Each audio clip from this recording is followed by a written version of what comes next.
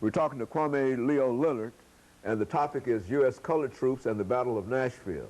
And of course, Brother Lillard, during this last segment, let's talk about the troops and the Battle of Nashville. And I think you've already indicated how significant Nashville was. But let's get into a discussion about the battle itself. Okay.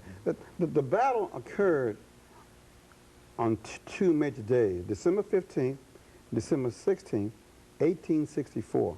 Now, the war had been going on for 3 years at that point, 3 years. Lincoln had issued the proclamation, which is basically a thinly disguised draft for black soldiers. Emancipation Proclamation. Yeah, the proclamation. The battle, the war was just about even kill, dead heat. They were having trouble getting more white people to come in and fight. At that point, it was clear it was about slavery, and many white Northerners were not inclined to free any slaves. So Lincoln had a dilemma. How are you going to prosecute this war with soldiers and you can't find none? So he had a ready, ample supply of 200,000 strong, you know, excellent shot black men in the South who knew how to hunt, who knew hard labor, who knew how to fight. So he was able to recruit through the Emancipation Proclamation to about 200,000 black soldiers to win the war. But therefore, by 1864, it was clear he had an ample supply to go ahead and defeat the Confederate Army. In Nashville, the battle had gone from Chattanooga to Murfreesboro to Franklin and finally to Nashville. So Nashville was the final crowning battle. And unlike the other battles, it didn't happen in the field. It didn't happen like Gettysburg in the middle of nowhere. It happened right inside the city. Very significant. And you could see that the way the battle lines were shaping up on December 15th, that John Thomas was going to use black troops to break the major strong point of the Confederates. Of course, at that point, black men was expendable. But that's what the black men did. They used their bodies at near the fairgrounds here in Nashville. Cannon fodder, they call them. And the most horrendous slaughter occurred where Overton High School is, where Peach Orchard Hill is. There is a marker there right now on Peach Orchard Hill, right there at Harding Road and 8th Avenue. I encourage the people to go see that marker, because that's where black men were slaughtered. And finally, they broke the whole back of the Confederate Army. And on December 16th, the white troops came in and mopped up what was left of the Confederate positions about Shies Hill and the Green Hills area. At that point, the Confederate Army ran down Franklin with black troops pursuing them. And they finally, that army was disbanded in January, a few months later.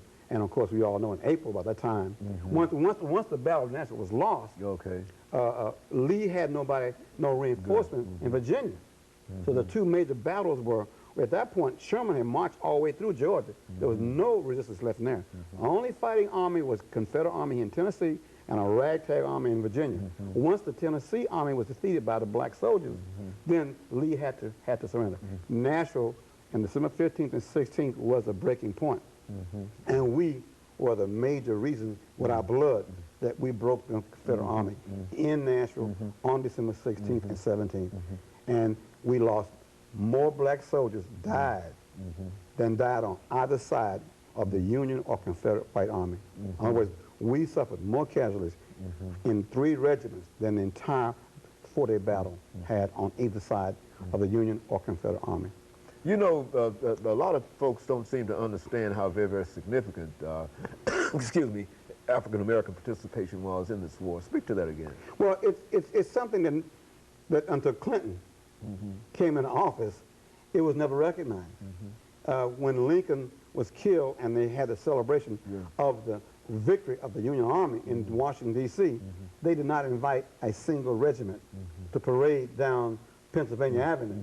So it took from 1865 to Clinton was in office to recognize the black soldiers. That they had actually fought in the war.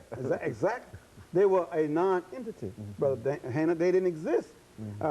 There were no medals. There were no movies. There was no statues. There was nothing in the history books about the 200,000 black men who wore the Union Army uniform and played major roles in several battles. And unlike the movie Glory, again now, the story of Nashville is that we were victorious. In the movie Glory, they did not defeat the Army out there in South Carolina. But here in Nashville, it's a beautiful, it deserves a movie. It deserves a documentary. Ken Burns ought to come back and do a story. That's right. Because that way our children and white children and anybody can see there's a major part missing in the Civil War story, especially when it comes to Nashville, because this was a place that they had the hardest fighting black regiments. And the 13th Regiment played a major role. And believe it or not, there's a whole new set of young men that are reenactors of that 13th Regiment, USCT regiment right here in Nashville. And one of them was the model for the statue. His name is Bill Ratcliffe. He was the actual model for the statue. And that's already out there. Yeah, he is a reenactor with the 13th USCT Regiment. And we're so proud of what he's done in terms of recruiting people to to become reenactors. Because that way you can go to schools, you can go to churches, you can go to programs, you can see these men dressed in the old Civil War. They talk about the muskets, talk about what they ate, and how they endured hardships, but they still fought and won. So we have spent also every year on December 15th paying tribute to the men who fought in the battle. We've never missed a year since '79. Very good. Go and talk about that activity and some of the people that were involved in that kind of early recognition. Mr. Kelso has gone on, and James Marsh has gone on, helped us put this tribute together every single year on December 15th. No matter what the weather is, we're at the cemetery at 12 noon on December 15th. That commemorates the Battle of Nashville. We lay a wreath, we have history tours, of a brief program to say thank you to the men who are buried there. We've been doing that with the Lynn Norris's group. We've been doing it with the Village. We've been doing it with many Boy Scouts. We've been doing it with a lot of fraternities and sororities who ask their recruits that they're going through the line to go out there and participate. So over these 7 years, we've had a lot of folks come out there and open their eyes up to the Battle of Nashville and the role played by black men. And over the last 3 minutes, this statue that you have here is the culmination of many of your efforts. And what are some of the things that you'd like for folks to know who might wish to help support you? I think this is still an ongoing project. That's correct. We have raised the money to build the statue, to get it poured, the plaque on it, the granite marble, the foundation, the approval from the Veterans Administration. What's left now is to say thanks to all the sponsors, to give them some piece of artwork to say thanks. But more importantly, we have to maintain the statue so it will not oxidize and turn green. And even more important, we've got to put together a major publicity campaign so that if you come to Nashville and you're in a hotel downtown in Opryland, there'll be a brochure there in the lobby telling you this statue exists, how to get to it, and what it means. So we have lots of fundraising to do, and we want you to look at our organization's federal exempt number. You can send your money to 1215 9th Avenue North on 37208 Nashville, 1215 9th Avenue North. It's a tax deductible, we're federally exempt, certified organization. We will send you a receipt back acknowledging your gift and listing you as a donor in all our publications. We have about $12,000 more to raise to accomplish that. And so you're working hard over these last few months in terms of not only building the statue, but at least trying to create a fund so that you can maintain it. And you would like for as many people as might be watching this morning to be aware of that and help you. I think you mentioned earlier, somebody else mentioned earlier about the amount of contributions. It does not have to be $5,000. No, it could be $5. It could be $5. Anything that they wish to give. That'll help us pay a lunch to a Boy Scout to go out and polish the statue up. Twice a year, you've got to put this special polish on that bronze. Otherwise, it turns an ugly green. And even though this is talking about St. Patrick's Day or whatever, we don't want to turn green. We want it to be nice and bronze for as long as we can keep it bronze. And we also want people to come out there and visit the statue. We deliberately made it a low statue on a very low pedestal so you could touch it.